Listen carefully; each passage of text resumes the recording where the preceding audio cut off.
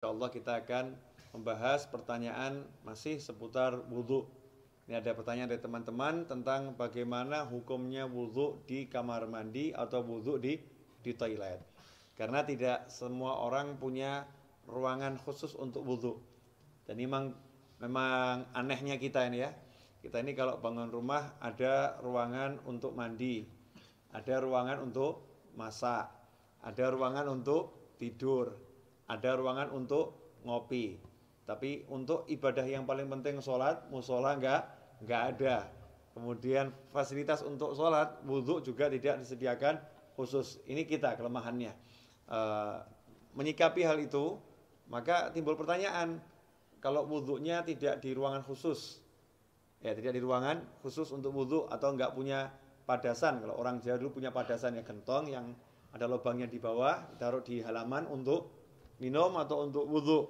Kalau nggak punya seperti itu, adanya kamar mandi, adanya toilet, atau ketika di mall atau di pasar, wudhunya tidak di tempat khusus wudhu, tidak di luar ruangan, tapi di dalam toilet, di dalam kamar mandi, atau di dalam WC kalau bahasa umumnya ya.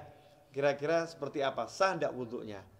Kalau ditanya wudhunya sah atau tidak, maka wudhunya sah kalau memang syarat-syarat sahnya wudhu dipenuhi, kemudian hal-hal yang membatalkan wudhu tidak dilakukan, wudhunya sah-sah saja. Tetapi timbul masalah, orang wudhu itu ada sunnah-sunnah dan ada adab. Di antara sunnah-sunnahnya adalah membaca Bismillahirrahmanirrahim di awal wudhu seperti yang sudah dijelaskan.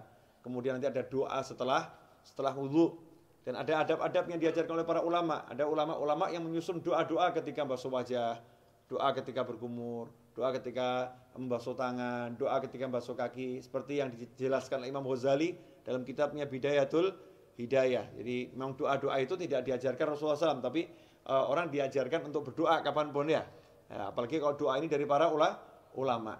Lantas bagaimana kita mau membaca doa di dalam kamar mandi? Atau kita mau membaca Bismillahirrahmanirrahim sedangkan di dalam kamar mandi.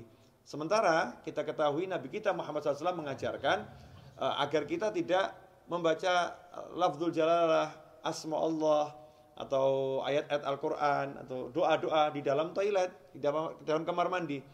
Emang apakah ada sumber hadisnya? Ada. Kita semua tahu baginda Muhammad SAW itu punya cincin. Ya, punya cincin. Khatiman min fiddah, dari perak.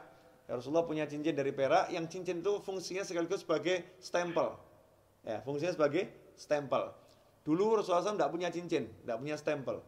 Tapi ketika sahabat mengatakan, nih raja-raja yang pembesar-besar non-muslim itu kalau dapat surat, tidak ada stempelnya tidak mau terima. Ya, mereka tidak akan menerima surat kalau nggak ada stempelnya. Rasul pun mengikuti, kalau begitu buatkan saya stempel. Ya, buatkan saya stempel. Maka dibuatkan stempel, bunyinya Muhammadun Rasulullah. Ya, Muhammadun Rasulullah. Jadi Allahnya paling atas, berupa cincin dari perak. Ketika Rasulullah wafat SAW, setelah wafatnya Rasulullah, cincin itu dipakai oleh Sayyidina Abu Bakar As-Siddiq radhiyallahu anhu. Setelah wafatnya Sayyidina Abu Bakar dipakai oleh Sayyidina Umar ibn Khattab. Kemudian dipakai oleh Sayyidina Utsman bin Affan radhiyallahu anhu. Nah, ketika dipakai Sayyidina Utsman, cincin itu jatuh ke Bir Aris, ya, sumur Aris. Ya, kemudian tidak ditemukan lagi. Nah, apa dasarnya? Ketika Rasulullah masuk ke khala, ke tempat buang hajat, Rasulullah selalu melepas cincinnya. Jadi ketika masuk ke tempat buang hajat, Rasulullah SAW selalu melepas cincinnya. Karena di cincinnya itu ada tulisan Muhammadun Rasulullah. Kalau membawa tulisan aja tidak dianjurkan, apalagi mengucapkannya.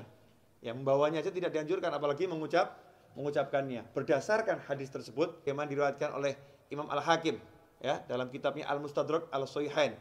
Di situ beliau menyatakan, anna Rasulullah labisa khatiman naksuhu Muhammadur Rasulullah fakana idza dakhala al-khala wada'ahu. Kata Al-Hakim dalam kitab Al-Mustadrak, Az-Zuhri menyebutkan bahwasanya Rasulullah SAW punya cincin yang tulisannya adalah Muhammadun Rasulullah.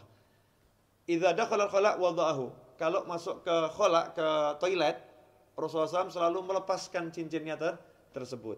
Hadits ini sahih menurut syarat Imam Bukhari dan Muslim, tapi tidak dicantumkan dalam kitab hadis Bukhari maupun Muslim. Maka ditulis oleh Al-Hakim dalam kitabnya Al-Mustadrak yang disusulkan, ya hadis-hadis yang diusulkan. Sebetulnya menurut Bukhari dan Muslim sahih, tetapi belum atau tidak dicantumkan dalam kitab Bukhari maupun kitab Muslim.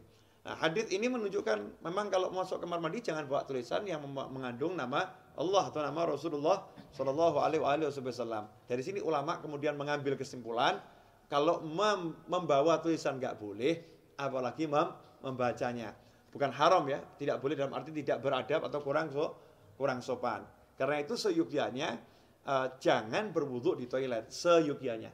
Cari tempat wudu yang memang betul-betul untuk wudu. Kalau tidak adanya toilet, barulah silahkan wudu di toilet atau di kamar mandi atau di WC. Tapi kalau wudu di kamar mandi, toilet atau WC, jaga adabnya. Apa adabnya itu?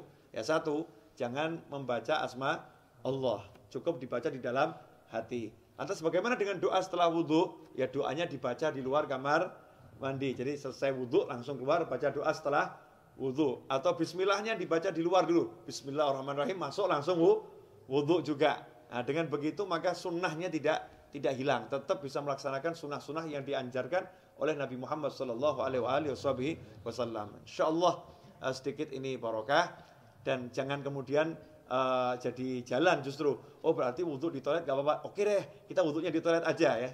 Jangan seperti itu. Usahakan wudu di luar toilet agar bisa melaksanakan banyak sunnah. Kalau memang terpaksa baru berwudu di toilet. Wal afu minkum. Wassalamualaikum warahmatullahi wabarakatuh.